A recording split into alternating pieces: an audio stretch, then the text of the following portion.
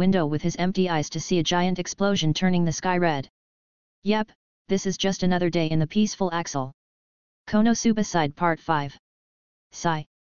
It's bigger than yesterday, Kazuma sighed while looking at the explosion, raising dust and flames to the sky. He didn't bother much with the magical nuke that landed a few hundred meters away from Axel. Wearing his coat and grabbing his sword, Kazuma left the mansion immediately without turning back. To be honest, it wasn't only him who had this benevolence and acceptance mentality. Humans were always famous for their adapting ability, and if you saw 2 to 3 nukes every day, you'll get used to them. Axel's citizens looked at the explosion magic in the sky before returning to their own things. Some of them didn't even glance at the explosion because these scenes, to be frank, became bland for them. All the excitement or terror vanished and was replaced with boredom. Human adaptation is really terrifying. But what can they do? Try to stop it. They already tried, but here the question, who made these explosions? In fact, the daily explosions magics are one of the urban legends of Axel, something that even the guild wasn't able to figure out its source completely. At first, there were only 2 options, a disciple of explosion magic in town, so she can be ruled out, and a Crimson Demon Archwizard, who specialize in explosion magic. Honestly, if that was just the case, then everything can be settled, but then, they remembered it. 7 days before now, the sky, earth, air, everything in their sights became a bombing zone. The sky turned red, the earth melted into magma, even the air was howling like a storm when the apocalypse struck that day. Luckily, it was far away from Axel, but it made everyone scared when imagining if the explosions were close by. They called the capital, several adventure teams arrived from different towns, and a whole investigation started, but they only saw a giant hole in the place of the explosions, so no clues were given whatsoever. However, several mages remembered the scene as they shivered. Are they dealing with someone who has unlimited mana or what? How else can they explain the spamming of explosion magic that day? However, nobody knew that Annihilation had gone slightly overboard with her new toy that day. Waving left and right, dropping explosions magic like rain, it even made Megaman black out from the shock. Despite that, these events only made the Crimson Demon's fighting spirit explode brighter than her explosions. She, who witnessed the explosions that day, swore to take her explosion magic further, but also glad because she still has a long way to go in the explosion's path. Thud. With the sound of a body hitting the ground, Megaman fell down as she breathed heavily. All her mana was gone and she felt like she couldn't move an inch. However, she had a happy and blissful expression when looking at the explosion. The fire crimson flower of flames rushed to the sky, creating a mushroom cloud of dust. All the rocks and vegetation in the area were blown to oblivion, even some frogs that were sleeping in the underground met their demise under the blazing fire. After a moment, all that was left are ashes and smoke, making the one unable to see clearly. It's slightly bigger than yesterday. Kaguya covered her mouth with her sleeve while floating around Megumin. She already set a barrier with her spiritual power, just to observe the explosion closely. Of course, it is. I pushed myself beyond the normal limits, Megumin said with a tired tone in her voice, but it was mostly a happy one. Do you really feel happy by throwing explosions everywhere? Misaka said while squatting down next to Megumin. Absolutely, yes. Explosion magic is the meaning of my life. Its blackness shrouded in light. Frenzied blaze clad in night, in the name of crimson demons, let the collapse of thine origin Mani. Ouch. Wait. Megumin was going with a long chunny speech as Misaka, who had a strength increase, was poking her cheeks. Kaguya looked at the expressionless Misaka poking the pleading for mercy Megumin before shaking her head. However, a flash of slight envy was in her eyes when she heard Megumin's words. Meaning of life, hey. Repeating those words, Kaguya chuckled a little before looking at Axel's city. Nothing. After all these days, nothing is clear. Kaguya frowned while thinking about this period they spent in Axel. Honestly, they turned Axel into a war zone one way or another. Explosions, earthquakes, lightning, even Diojima, Axel's city was screaming that something was wrong going on, but until now, nothing has come to kill them. Any person that came to this world, with motives or not, will definitely consider Axel as the first goal or at least one of the main aims. The mission indicates to prevent the players from planting the devices, nothing more, not even another warning or a message. I don't believe that the worlds can stay silent if things went out of control, then Axel should be important. No, it's important. There were players here before Kaguya started to think about a counter plan because her initial one didn't show much of a result. At first, she tried to get some information with Leon, but that plan is far-fetched, especially if someone wants a quick result. This world isn't easy and centered around one place like you see on the screen. A lot of things are happening everywhere and they won't wait for anyone. A huge number of cheat holders, which were summoned to this world by Aqua, are wreaking havoc every day across the world. Some were big events and others were slightly huge. Even some aborigines, like the Crimson Demons, make a lot of noise, but because of them, trying to find a player or a traverser is very hard via the Guild and Kingdom information. Although the Guild and Kingdom have means of using magic to teleport important information, they are usually still slow and not completely effective for fast reaction and reflection on the situation. Then she concluded using Axel's special identity like a trap for other enemies, keeping an eye on the outside while waiting for the players to take the bait. However, she clearly knows that Axel wasn't always a peaceful city. Kazuma and his gang were performing terrorist acts every day in the original, so the players won't be fazed by these things. Whitebeard killing the dragon was a pleasant surprise. Diojima's reputation can also be used, Misaka dropping lightning once in a while, and the accident of her almost blowing up the sky and earth. If this won't be enough to make a clear sign, then she doesn't know what will. She can see that Whitebeard knew about this and Leon should have the correct idea, but the former is getting bored by waiting and the latter is running wild around. Kazuma should have realized this if he wasn't traumatized by Dio and things going around. He probably doesn't have any energy left. This is her great plan, to play a tower defense against the players and wait for them in Axel, yet in this tower defense, they can leave the tower and attack. She totally didn't think about it 2 days ago and everything was in her calculations. Yup, absolutely, right. Phew, as expected of me, the might of the moon's princess is eternal. Kaguya's laugh made Misaka and Megumin shiver a little. Is she okay? Megumin whispered while Misaka shook her head, saying she didn't know. However, nothing happened. Do these players think this is a game? Heck, Kaguya stopped her laughter while thinking of the final step. Will the players come or not? At this rate, she might try to tie Kazuma into a huge sign that says a protagonist for sale. That should work, probably. Kazuma, who was going to open the guild doors, felt a chill from up to bottom while looking around. Looking for a while, Kazuma didn't see anything, but he felt like something bad would happen and his danger awareness skill rang like a bell. It was like telling him that he's in some deep shit. Glub. In Kazuma's eyes, the guild door became like the door for the abyss, but then, his skill stopped working as he breathed a sigh of relief. What the hell is going on these days? Explosions, dragon slaying, thieves, can't these guys appreciate the peace of a law-abiding citizen like me and stop? With a few complaints, Kazuma pulled the guild door and entered. The guild was still the same, with some tables and board for quests. The adventurers have already picked up their quests and went outside, so the guild isn't crowded. Usually, it'll only be crowded in the evening and the night as most adventurers will drink and eat here. Lifting his blank eyes, Kazuma took a quick glance at the guild before walking towards the quest board. He saw some receptionists, adventurers. Oh, Leon is here. She is with 2 people, she'll probably trick them. Kazuma shrugged before walking forwards, however, he stopped his foot in mid-air. Like pushing the playback button, Kazuma returned to his original position before putting his hand on Dio's sword. Ha ha ha, well, it shouldn't take a lot. Leon was talking with 2 other girls. The first one had short silver hair, a scar on her face, and wore some light and short clothes. The other was a girl with blonde hair tied into a ponytail and blue eyes. She wore a black, white, and yellow armor. However, when the 3 of them were talking, the 2 girls saw something weird, but Leon felt a chill before she dodged to the side. Wryyyy. A sword in its sheath, striking like a hammer, passed her hair with a few inches and almost landed on the table. Oh. It was close, Kazuma said with a gloomy voice. However, no one could tell if he was talking about Leon's head or the table because the guild will add it to his debt. Oh. Hello, Kazuma, we were just talking about you. Leon, who escaped a hit to the head, acted like nothing as she laughed. Really? What a coincidence, I was also thinking about you. In the interrogation room, raising the sword, a gloomy aura was around Kazuma, which made Leon laugh dryly. The other 2 women didn't know what to do as they watched from the side. Oakman, Kazuma, don't be mad.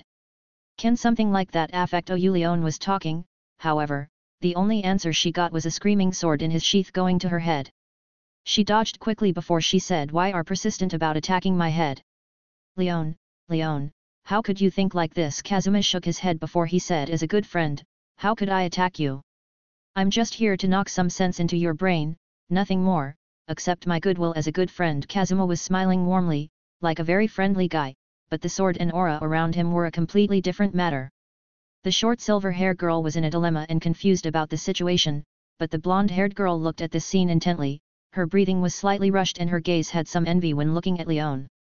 Well, I'm sorry, okay. Leon dodged again as Kazuma said, your sorry isn't enough for my suffering.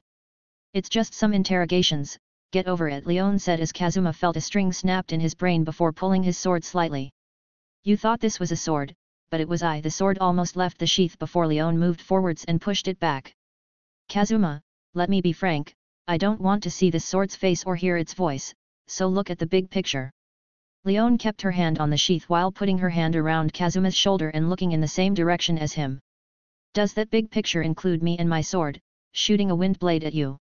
Kazuma said with an expressionless face, but Leon shook her finger and said, do you know, with your help, I was able to make a good deal for you. What deal? Kazuma lifted his eyebrow before Leon grinned and said, I managed to bring a high-class job adventurer to consider joining your party. What? Kazuma was surprised slightly before looking at the blonde girl with a slight blush on her face and the silver-haired girl with a wry smile. Let me introduce you, this is Chris and Darkness. Leon said with a smile before introducing the 2 girls. Apparently, Chris is a thief-class adventurer and met Leon on a coincidence. After that, they became friends. After Leon heard Darkness was looking for a party, she suggested Kazuma's party. However, Darkness wasn't sure at first, but her decision changed quickly after reading the notice on the quests board.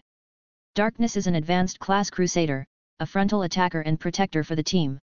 Honestly, Kazuma was moved when he heard that, especially when he saw Darkness standing proudly, like a very capable person. A thief, huh? I wonder how. Kazuma glanced at Leon, but she just blinked, not caring about his gaze.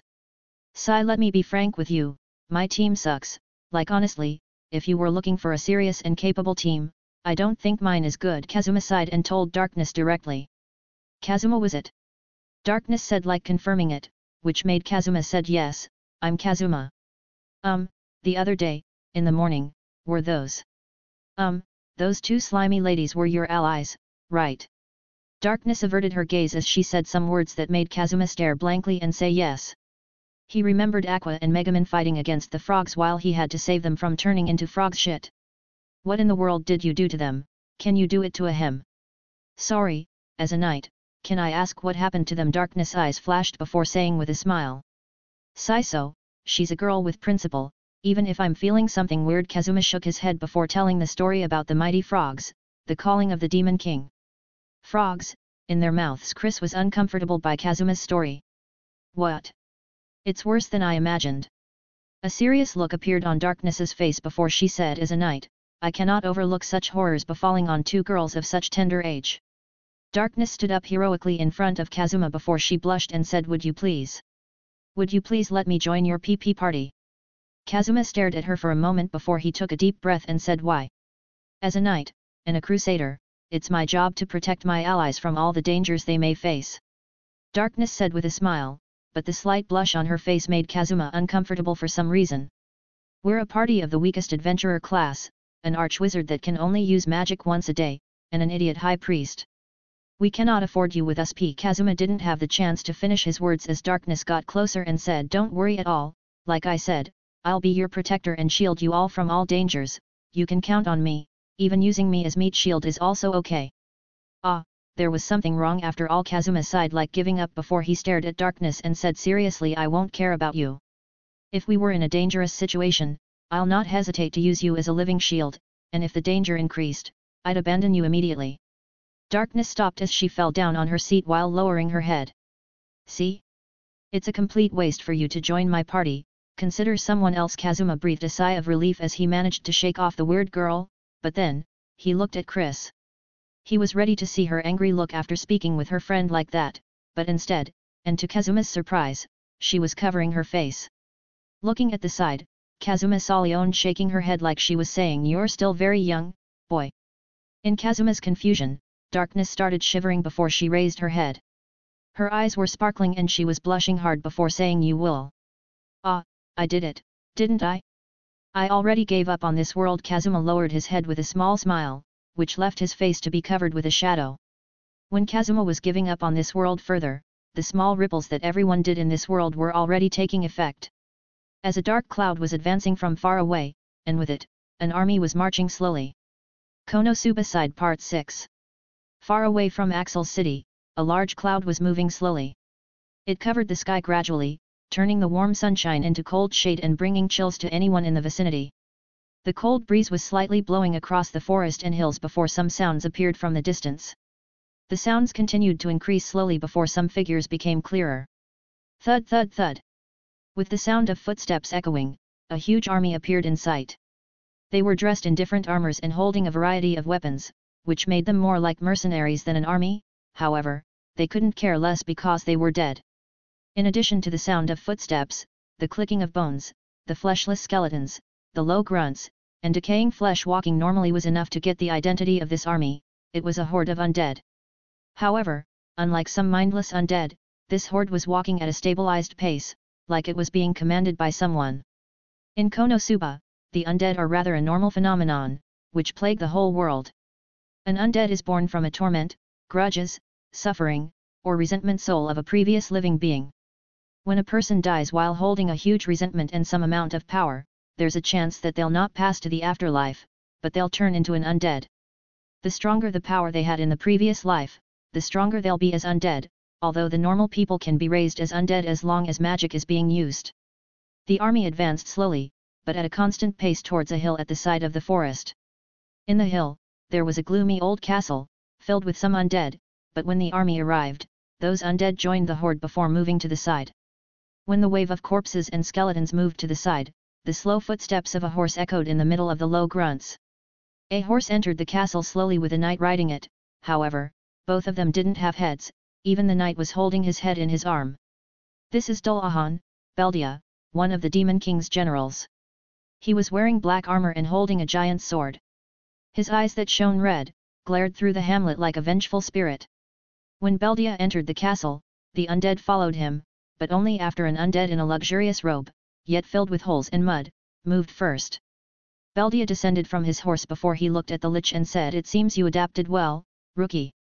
"It's all thanks to Lord Beldia's help." The lich, which is a player from the horror space, replied with a humble tone, even if his voice was hoarse. "No, I didn't do a lot. Your ability to rise and control the dead has even surpassed me. It was only because you met." Beldia shivered slightly and his eyes in the hamlet flickered with terror before he said them. The Lich shivered despite being an undead when he remembered the maniacs at Axis Order. After all these years with the dead, feelings like fear should already left him, yet, he saw something more fearful than death itself. I know your pain. Don't worry about it, you're safe now. Beldia patted Lich's shoulder like comforting him as the Lich felt that he'll cry if his eyes weren't just a torch of flames. Follow me, we need to talk, Beldia said before walking forward towards the stairs before Lich followed him. During this time, Lich had a very difficult life. Although he escaped the claws of the mad cult, he lost all his minions and army, leaving him with only his spells. But he doesn't have a lot of attack spells, so he had to work fast, yet, reality hit him again. The madmen in Axis Order actually went over and purified all cemeteries around their city, they even took the trouble to purify any corpse they met in the wild. They were waiting for him to come to them, so they could greet him, warmly. Using the advantage of the dead, Lich walked day and night without stopping.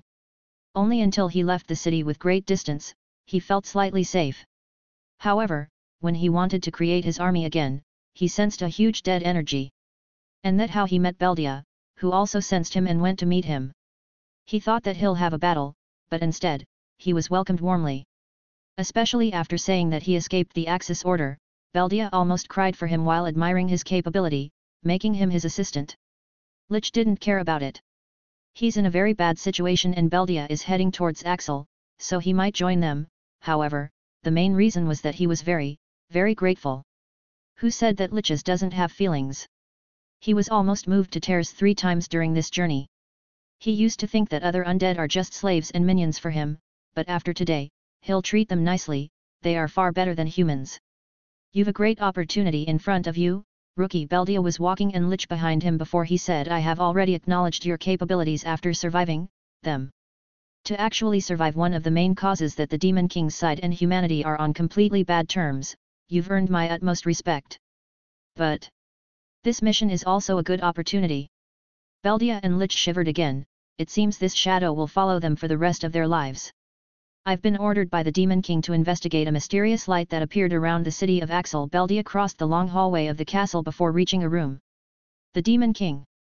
If I could get his support as fast as possible, Lich was thinking in his head before he heard Beldia's voice.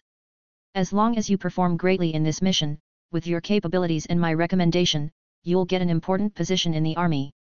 Beldia said with confidence before opening the door. What appeared in Lich's eyes was a huge hall, it was wide and had several pillars in it. A tattered red carpet was on the floor, leading towards a giant chair in the back of the room. For Lich, this was basically the classic final boss room. I see, I'll never disappoint you. Lich said with a grateful, yet excited voice while watching Beldia moving towards the chair. That's the spirit. Now, let's start the mission, Beldia said as his head that was in his arm nodded slightly. I can send undead to capture some living and turning them into undead to get some information, Lich said immediately, but Beldia shook his head before saying, good plan, but I already thought of a perfect one. Beldia sat on the chair before he looked at Lich before saying, my plan involves all the aspects, it's a plan from the Demon King himself. The Demon King. Lich was surprised by this mysterious figure he never saw being mentioned here. Beldia nodded as his eyes shone with dreadful red light before saying, wait. Ah, I see. Lich nodded before the flames in his eyes flickered before saying, what? Waiting. We'll wait for those foolish adventurers here. Beldia said with a deep, scary, and serious voice, which left Lich with his flames flickering slightly, showing his deep confusion. But, don't we have a bigger force and that city is just a beginner town? Lich couldn't help but say that as Beldia shook his head. As the Demon King's general, I can't use those scummy tactics you're speaking of. Beldia's words made Lich dumbfounded. Aren't they already dead? Who cares about scummy crap? We're monsters and evil creatures, but even we have standards. Beldia's voice shook the hall. Lich's jaw opened wide, almost falling from the nonsense he's hearing now. Then why did we gather this huge army? Why did we even train them slightly? Why are you even using magic to change the weather if you are not going to fight? Lich asked quickly as the flames in his eyes were going wild. They went around most of the cemeteries in their way and gathered an enormous army. Lich even saw the dark clouds following them, which made him admire Beldia because the undead usually get weaker under the sunlight. Change the weather? No, that wasn't me, Beldia gravely said as his expression under the hamlet changed. To think about it, it's that time. Beldia's tone made the Lich nervous. Those creatures should have woken up and this weather is because of them. What wrong with this world? Danger after danger, is this really a fucking easy world? Lich shook his head before he said what it is. There. Closing his eyes for a moment, Beldia opened his eyes and said with a light and normal voice, the flying cabbage. The seriousness in the scene popped like a bubble as the flames in Lich's eyes became small and said excuse me, but can you repeat that? Lich asked with caution as Beldia replied casually, the flying cabbage. Oh. I thought I heard that, Lich said before lowering his hand, which made Beldia look at him with confusion. Did he say something wrong? With that, an awkward silence filled the hall, leaving only the grunts and the moaning of the undead outside as a green cloud was flying in the sky. Meanwhile, unaware of the great danger, Kazuma was having one of the most difficult times in his life. I should have known that something wrong was going on with her. Kazuma felt his head hurting while looking at Darkness, whose eyes were sparkling. My senses were spot on. Like Aqua and Megaman, she also had some loose screws. Kazuma felt like he's a very difficult situation before he said, I'm sorry, but I don't think my party is suitable. No. On the contrary, it's wonderful. Darkness said with great vigor that made Kazuma retreat a little. No, let's talk. Kazuma wanted to refuse again, but Darkness stood up from her chair and caught Kazuma's arm. As a knight, I can't allow those two girls to suffer such fate. Darkness said as her breathing was heavy. Her eyes are scary. Super scary. My danger radar is going off again. Kazuma's face twitched as he sweated a little. Leone grabbed a bear from the side while Chris shook her head while also taking a one. Didn't you hear me? My party is trash. Look there, our priest actually knows party tricks more than spells. Kazuma took the chance and pointed at Aqua on the second floor of the guild, performing party tricks. I'd advise against Ow. Kazuma tried to be reasonable, but Darkness tightened her grip. Her strength was so strong it made him scream immediately before she let go of her hands quickly. That's even better. The truth is, this was a bit difficult for me to say, but while I have confidence in my strength and stamina, I'm clumsy. So, none of my attacks hit their marks, Darkness said with embarrassment while Kazuma was staring at her blankly. So, like you said, I'll charge in the front and you can use me as a shield. With some madness in her eyes, Darkness got very close to Kazuma as their noses almost touched. Close. Too close. Kazuma widened his eyes as his mouth opened from the surprise. The negative effect of my long life as a NEET is kicking in now. Feeling his heart beating loudly, Kazuma swallowed his saliva. No, that wasn't it. This is just too stimulating for an adolescent virgin like me. No, Kazuma. Stay calm, don't get seduced by her womanly charm. Think. I need a rejection, a big rejection. Do I know some? Yes, think what Leo would say in this situation. Kazuma closed his eyes while thinking deeply. The grand asshole is a master of the art of rejection against anyone. You filthy carbon-based creature. The image of Leo with a disgusting face like looking at an ant appeared in his head before Kazuma snapped. No, that's too extreme and it'll play the complete opposite effect. Tone it down. I'll just play my winning card, the 2D is better than the 3D. But, do the people of this world, except for the reincarnators, know what does that mean? Kazuma sighed before he looked away and said no. Please, let me joy. Darkness was going for another fight, but Chris finally had enough and stood up and stopped her. Come on, Darkness, you can't be that pushy. Take it slowly in these situations and you, Dio, Chris said with a smile as Kazuma flinched and lowered his head. PFFF. Leone covered her mouth while looking at Kazuma's reaction. She didn't know the meaning of Dio's name, but his reaction was funny nonetheless. That bitch. Kazuma clenched his fist while looking at Leone's before he heard Chris' voice. I heard you were paying some adventurers to teach you their skills, but you stopped, why? Chris said with a smile, but her smile became awkward when Kazuma lowered his head again. It's not like I wanted to, but I've no money and a huge debt on my head. Hehe, even until now, the debt only increased. Hehe. Kazuma laughed lightly as Chris felt a chill down her spine. Ha, don't worry, I'm sure you'll be okay. However, for now, how about I teach you some thief skills, like trap detection, steal. It's free, don't worry. Chris laughed awkwardly before her words made the light go back into Kazuma's eyes. He got some skills of thieves, but because he wanted more power, he focused on ranged skills. Totally not because he doesn't want to engage in any close combat. Also, Chris said the magical words for Kazuma. Free. Really? Thank you. Kazuma thanked her sincerely, which made Chris smile before saying okay, it has been decided, let's go outside. Chris and Kazuma went outside before Leon and Darkness followed up. However, no one knew that on this day, Kazuma would receive an unimaginable power, a power that made him completely famous, especially with women. Just, not in a positive way. Thanks for listening.